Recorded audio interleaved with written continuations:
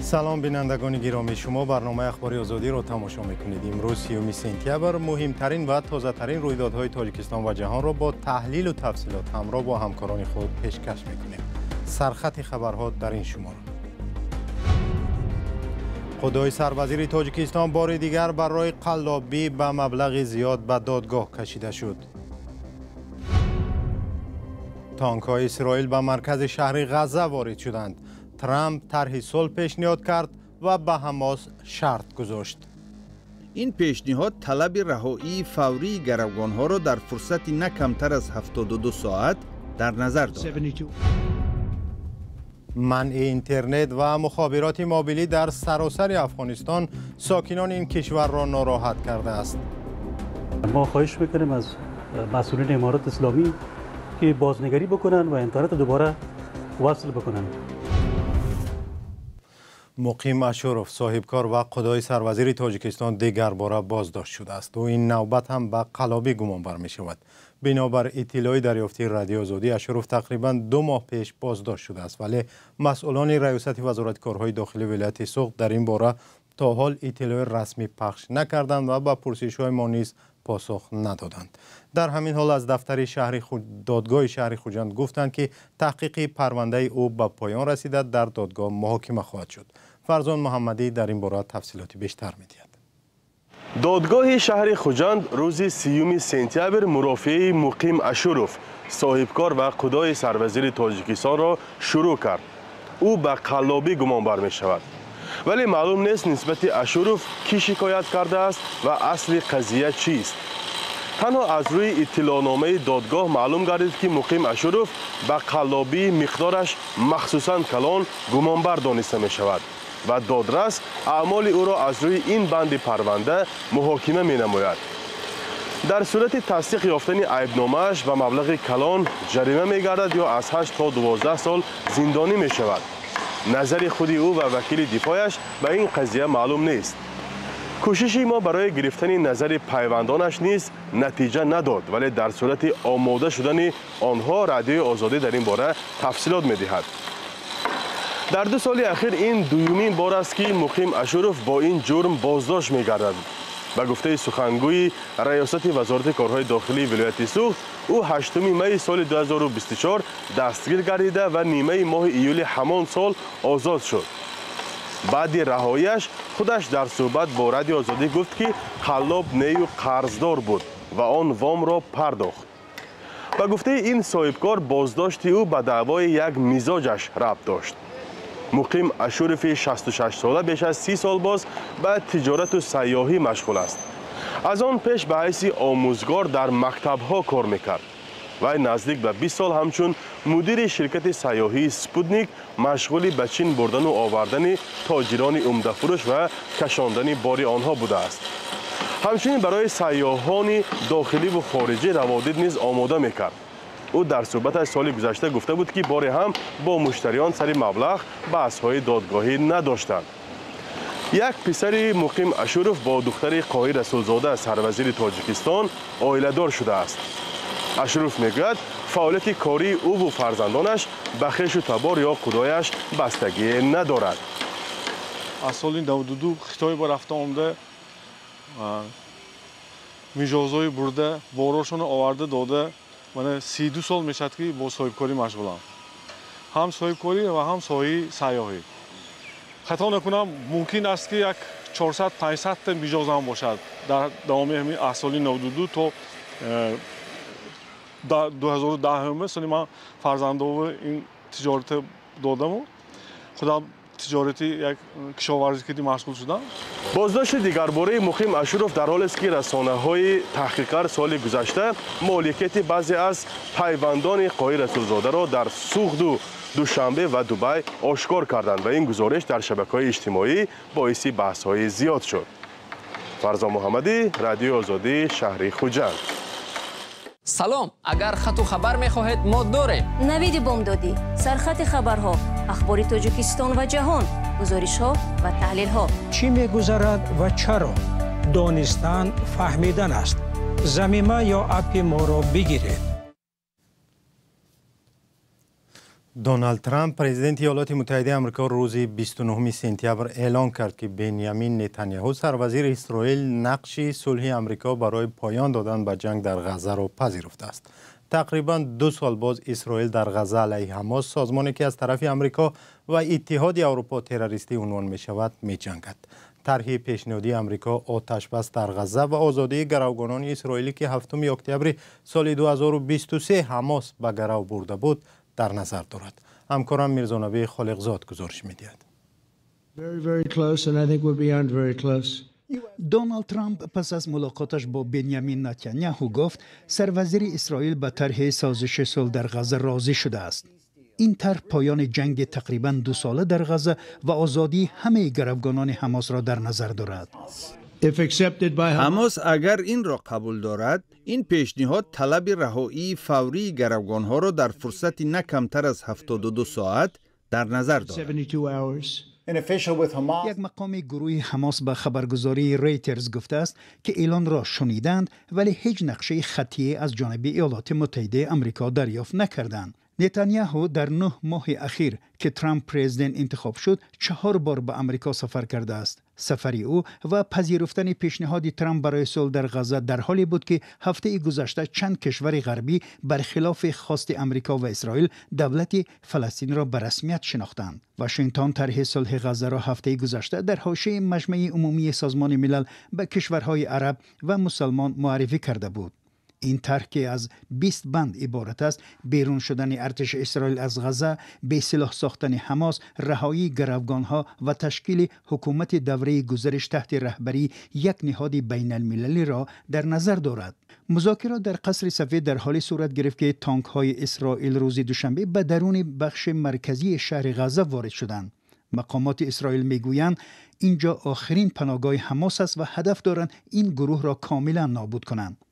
در این جنگ بیش از 60,000 اهالی غزه کشته شده است و سازمان‌های بین المللی و اکثر کشورهای دنیا اسرائیل را برای نقض جدی حقوق بشر عیبدار می‌کنند. اسرائیل میگوید از خودش دفاع کرده است و برای آینده امنی این کشور ضد تروریستان مبارزه می‌برد. دو روز این جانب ساکنان اکثر مناطق افغانستان از دسترسی به اینترنت و مخابرات موبیلی محروم می باشند. در این باره مؤسسه بین المللی ناظر اینترنت با نام نت بلاکس گزارش داده است. همکارم خیرامان بقازاده موضوع را پیگیری کرده است. روز دوشنبه در سراسر افغانستان مخابرات موبیلی و اینترنت قطع شد. چند هفته پیش از آن حکومت طالبان افغانستان در بعضی منطقه ها استفاده نخهای اپتیکی مخابرات را منع نموده بودند. در این باره یک گروه ناظران بین المللی و از جمله رادیوی افغانستان آزاد گزارش دادند. تا هنوز طالبان درباره این قرار اخیر خود چیزی نگفتند، ولی روز 26 سپتامبر حاجی زاهد سخنگوی طالبان در ولایت شمالی بلخ در شبکه ایکس اطلاع داده بود که منع اینترنت با امر رهبری طالبان هیبت الله آخوندزاده صورت گرفته. هدف از آن به گفتش جلوگیری از بداخلاقی است. طالبان برای اثبات نمودن درستی اقدامهایشان شریعت اسلامی را بهانه پیش می‌آورند، ولی شماری از علما اسلامی گفتند که برای منع اینترنت هیچ زمینه وجود ندارد.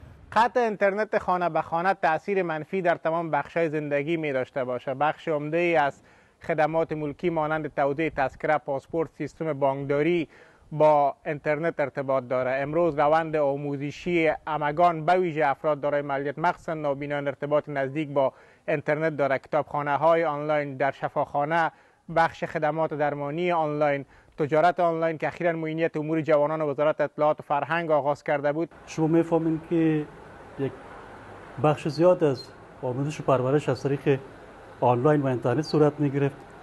با قطع اینترنت جوانای ما، دخترای ما، بچه‌ها از آموزش و پرورش آنلاین دور می‌باشند. دیگه این تبعات بسیار مختلف می‌داشته باشه.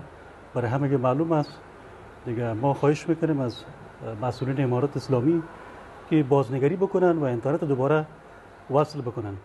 به نوشته خبرگزاری ریترز منع اینترنت یک بخش از محدودیت گذاری طالبان روی آزادی های فردی و پخش اخبار آزاد است. از زمان سر قدرت آمدن طالبان در ماه اوگوست سال 2021 این جنبش تندگرای اسلامی به طور جدی حقوق زنان را محدود نموده دیگر اندیشان را تحت تعقیب قرار داده است. از اینجاست که ایالات متحده آمریکا و دیگر کشورهای عالم از اعتراف حکومت طالبان افغانستان خودداری میکنند. یگانه کشوری که حکومت طالبان را به رسمیت شناخته است روسیه می باشد. 12 سازمان بین المللی حامی حقوق در سالگرد بازداشت بزرگمهر یاروف از حکومت تاجیکستان طلب کردند که این وکیل دفاعی شناخته را بدون قید و شرط آزاد کنند.